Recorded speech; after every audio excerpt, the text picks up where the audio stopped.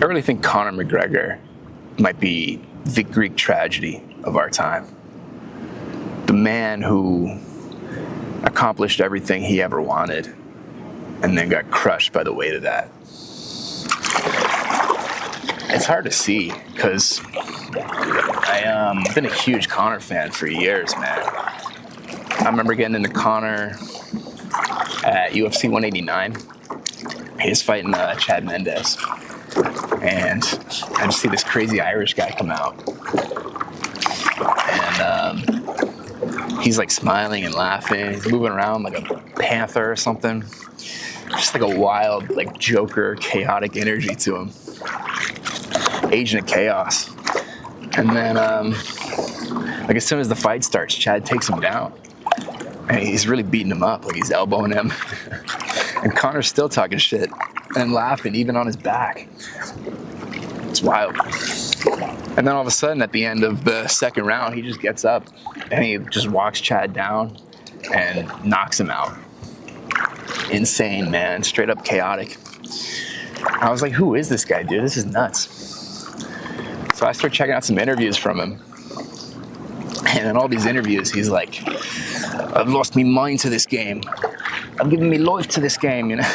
He's just talking about how obsessed he is and just how much passion and how much of his life he's putting into this. And then he says it's all going to pay off one day when he and his girl have a different car to drive every day of the week.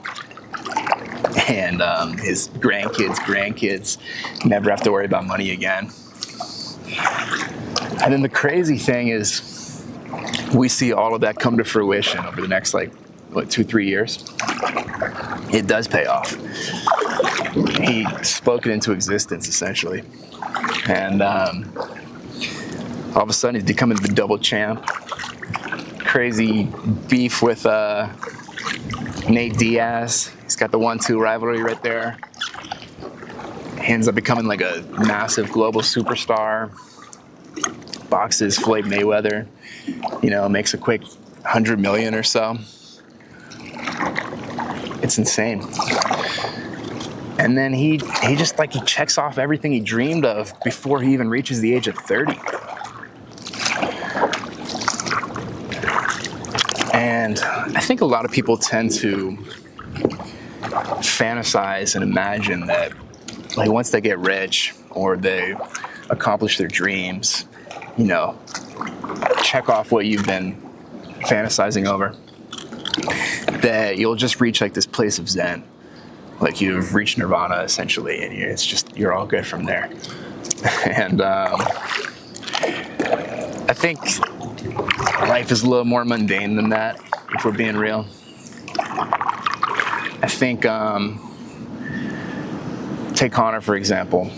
You can win the belt on Saturday night, and then probably by the next Wednesday, Thursday, it's kind of worn off, and you're back to going all right, what's next?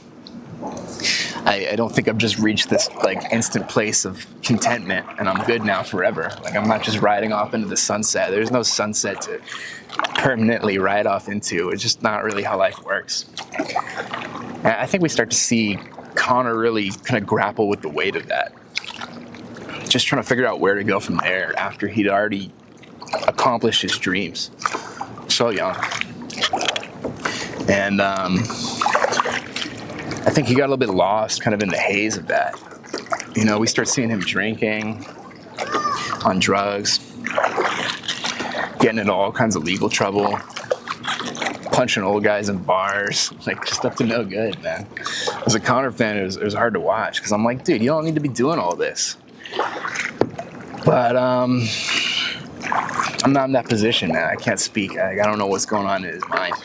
I imagine there might be almost a kind of daunting existential weight that comes with actually accomplishing your dreams.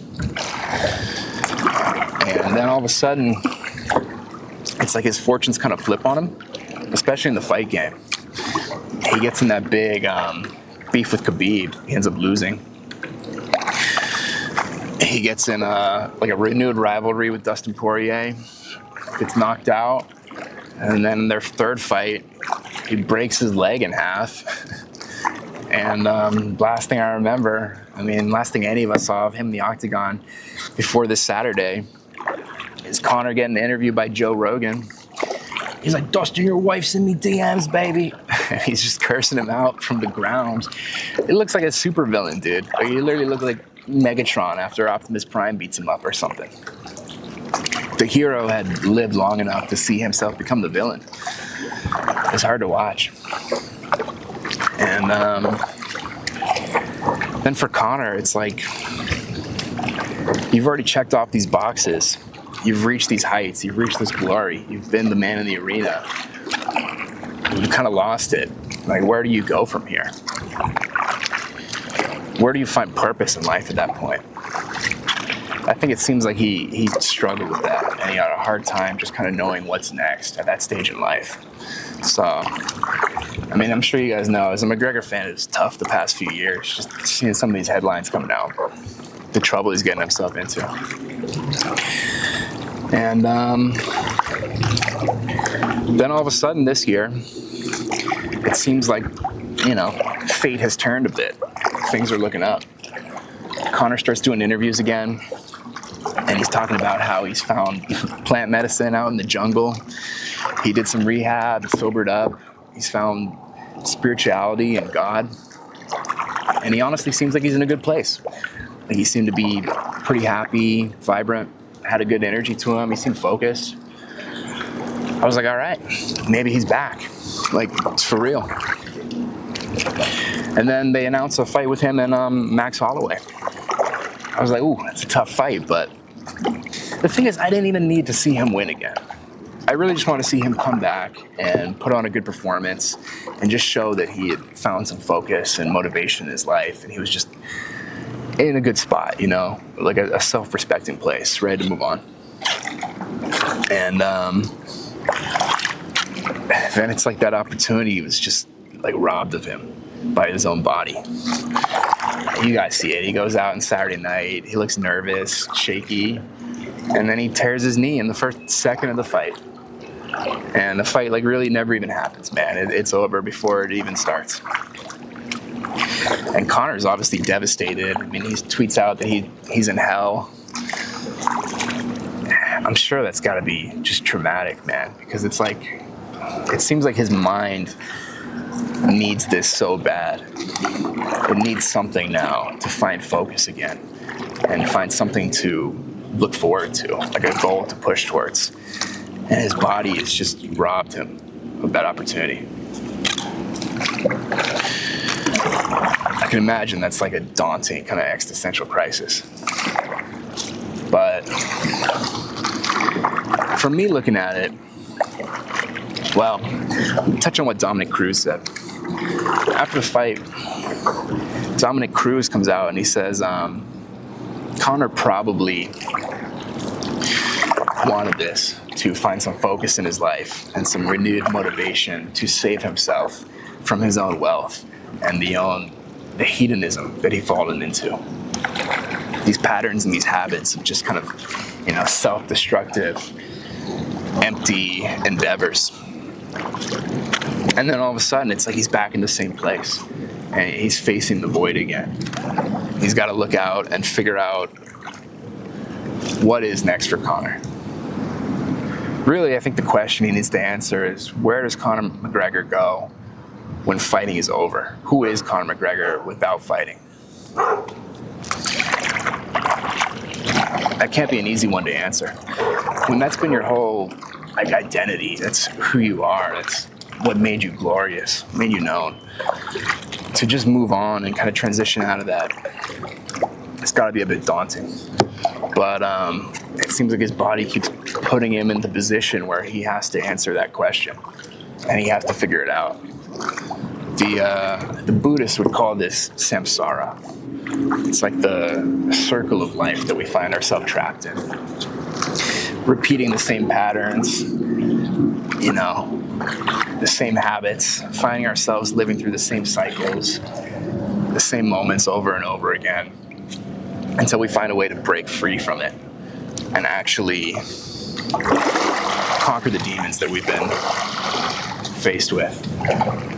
overcome the challenges that we keep just looping over and over and over again. It seems like something in the universe wants Conor to sit with this moment and say, okay, I'm not Conor McGregor the fighter anymore.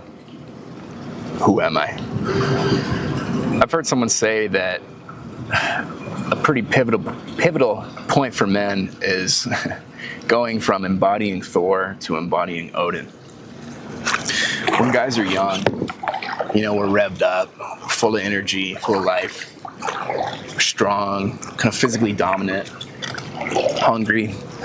It's like we're channeling that spirit, that energy of Thor. And then as you age, you have to kind of gracefully find a way to start embodying the energy of Odin. Be a little wiser, a little more calculating, more of that all-father figure, kind of tap into the wizard within yourself.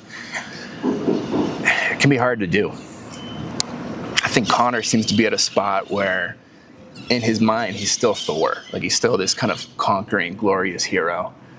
But his body is ready to transition over and become Odin. It's got to be a tough one to sit with. I don't think Conor's damned, though. Like, I don't think things are all bad. I think he's just kind of at a crossroads where it's probably time to accept he may never fight again. I could be wrong, but it's probably for the best if he doesn't fight again. He's the guy that's already accomplished wonders. He's done so much. He's checked off all the boxes he'd ever dreamed about. And it's time to figure out, where does his life go from here? What are the next steps? How do you move forward after you've already achieved everything you ever wanted? I think he can figure it out. We're rooting for him. Thank you all.